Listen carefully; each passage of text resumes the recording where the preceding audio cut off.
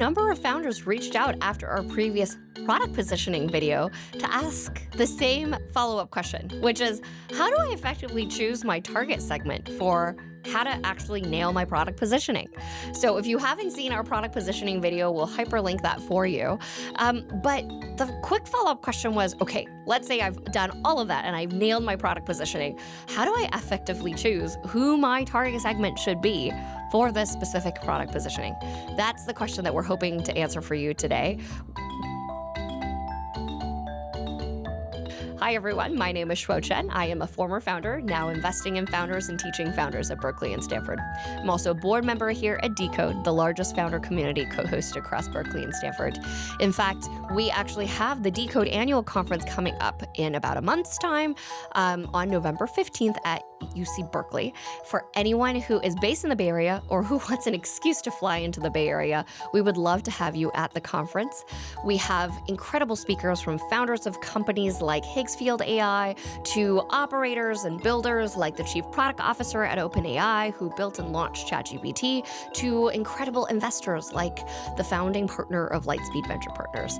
So for anyone who is excited to learn from the best founders, operators, builders, and investors in Silicon Valley, please feel free to check out more information about the upcoming conference down below. This is actually incredibly important if you're a founder building a startup in the space, because you want to make sure that you prioritize the right segment to start with, because if you sequence this correctly, you can build an incredibly successful startup. But if you choose the wrong target segment to start with, that could start to really cut into your profit margins and then deplete your whole startup's pile of cash. So that's why we're going to dive into how to choose your target segment for your product positioning today. But without further ado, let's dive on right into how to help you choose your target segment to really help you enhance your product growth. So first tactic for today is, in order to choose your target segment effectively, you want to segment by use case, then layer on top firmographics. What does that mean? It sounds super complicated, so let's break it down. So first part of this is to just identify use cases. You want to segment your users by their specific use case. What do I mean by a use case? Well, the use case is essentially the core activity or the workflow that users are trying to get done when they use your particular product. So as an example, if you're looking at a startup like Small PDF, this is people who want to shrink the size of their PDFs. Very specific use case. Or if you look at a company like Slack, well, this is where people are going on Slack to do internal communication within a company or within a startup or within a specific project. So whether you're trying to shrink the size of a PDF or you're trying to talk to someone who works at the same company as you, these are all very specific use cases. So you want to segment all the users you have on your platform by the specific use case that they come to your platform for. So some of the startups out there are a single use case startup where they only have one use case. Well, that makes it very simple. But there are also startups out there that are not single use case, where perhaps you have both a logo generator and a website builder and a design tool that people can use to optimize for their website. This is where it's important for you to segment your users by use case. Now, once you have a specific use case that you say, hey, this is my most profitable or strategically important use case, then you want to choose your customer target segment based on that specific use case. And you want to also then narrow your target segment based on the resources you have available to effectively serve that use case. So this is what I mean when I earlier said you should layer on firmographics. Firmographics are specific information about your user based on the firm that they represent. So this is where you can start to actually subdivide your user base by firmographics. What are some examples of firmographics? It's the department that your user is in. For example, Slack originally started off by just focusing on engineering teams that are already using specific kinds of tools. You could also subdivide your customer segment by another type of firmographic, which is company type. So it could be, as an example, I want to focus on logistics companies that only have between 500 to 1,000 employees, and they on average do about $75 to $250 million in revenue per year. It's a very specific target audience because I know the right size of employees that's needed in order to even have enough scale that would benefit from using our product. And I also know how much revenue they make annually so that I know they have enough budget to actually deploy into a tool like ours. Another example of a firmographic is the specific vertical focus. It could be, as an example, let's take Square. Square really specifically enabled card transactions for all sorts of small merchants. While in comparison, you had another player like Toast that just focused on restaurants. So you can actually build a product, service, or hardware, whatever that might be, that serves a specific vertical industry. And so once you've built your use case of focus, then you can really start to narrow it based on, do I have the right resources to serve the right department, company type, and vertical focus? If I don't have the right salespeople or support people or even the budget that's necessary to close these customer segments, then that's probably not a high priority. However, if based on the subdivision of firmographics, I've identified the ideal use case scenario where I have the resources to serve them, that becomes my primary target segment.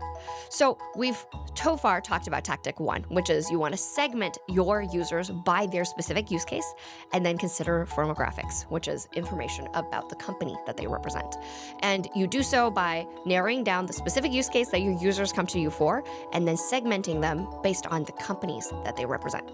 That takes us into tactic two, which is once you have all of that information, then you want to select between immature versus mature use cases. So you know what your users are coming to you for, you know more information about the firms or the companies they represent. So now let's deep dive on the specific use cases that they come to you for. Use cases generally fall on a spectrum of maturity, going from very immature use cases all the way to very mature use cases. This is where you want to determine what kind of opportunities you want to pursue. You want to ask yourself questions like, will you focus on the immature market, which are just people doing an activity, and it's just starting to emerge as a market?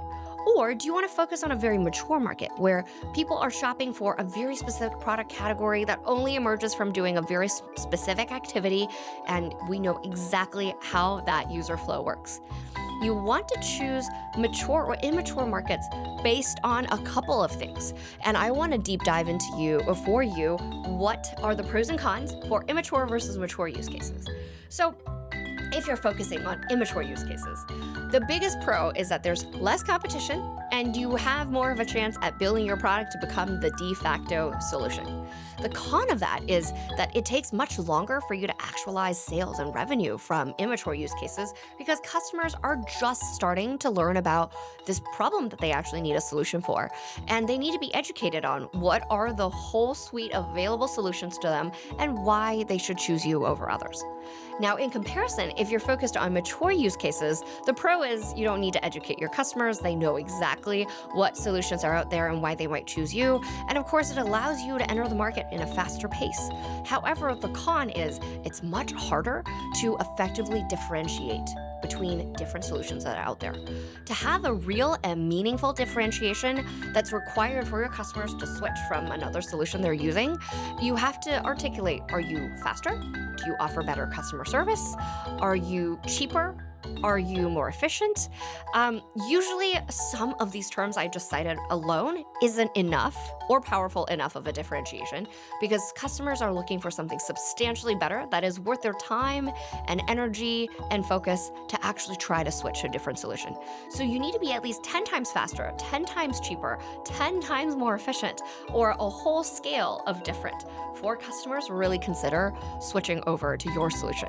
So given these pros and cons, you have to choose what pros and cons you're willing to live with, and if you want to optimize for mature or immature use cases.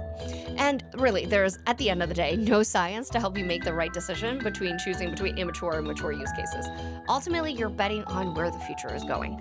And you can ask yourself a couple of questions to help you figure out which one you're more aligned with. So question one would be, will we be able to effectively reach and dominate this segment based on what characteristic I'm seeing?